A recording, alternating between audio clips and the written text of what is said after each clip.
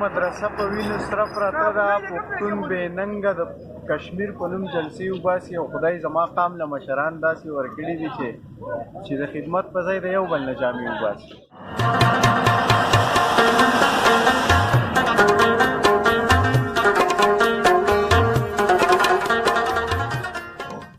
بسم الله الرحمن الرحیم. السلام علیکم. اقبال محسن یم او تاسو ګورئ لټون ویډیو. مینوالو، اوله خو درته دغه شملور د ښایسته او د ښکلو شعلو نه منور نور سحر بیا مبارک شه. د حالي ورځ ده، ډیوټۍ ته روان یم. هغه ځای کې زموږ سکول دی، های سکول ته یعنې ښوونځۍ ته به ځم. په هر کې دغه ویډیو مختصر را شریکوم په دې هیله باندې چې ګوره سحر دی، هر یو کس چې دی هغه لګیا دی د خپل محنت مزدورۍ دپاره راوتي دي چې کوم دی، یا خو دغه پلورنځی دي هغه پای کې سوداګانې دي، هغه صفایي کوي. په دغه هیله باندې کار کوي چې ګاک په راځي او زما نه سودا اخلي. نو د ده پکې هم رزق دی او د هغې ګاک پکې هم رزق دی. بیا دغه ګاډي چې کوم دی نو په سحر کې کرنډران وروڼه ډریوران وروڼه لګیا دي.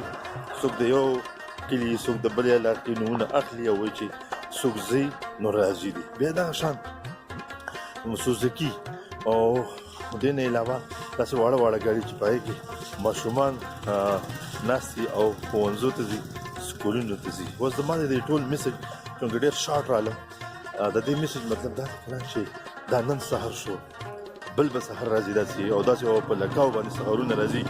موږ نن یو سبا به نه یو.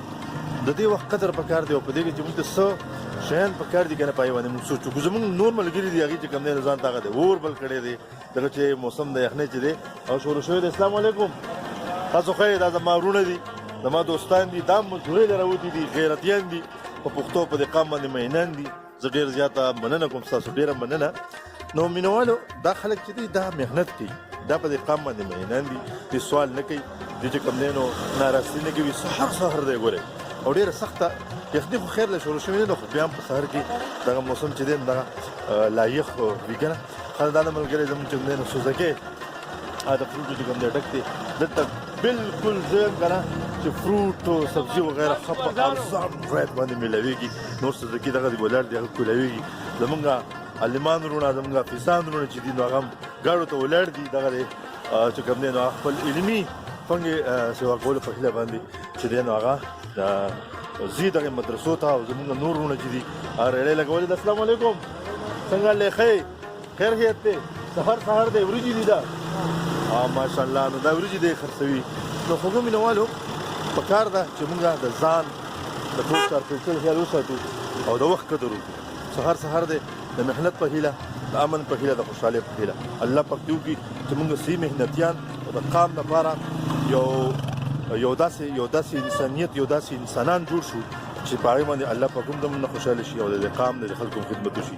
نو ډېره زیاته مننه. دا مختصر ویډیو وه او زموږ سکول دغه دی رانږدې شو، زه دې سکول ته ورځم. ډېره زیاته مننه. د لوی الله په امان.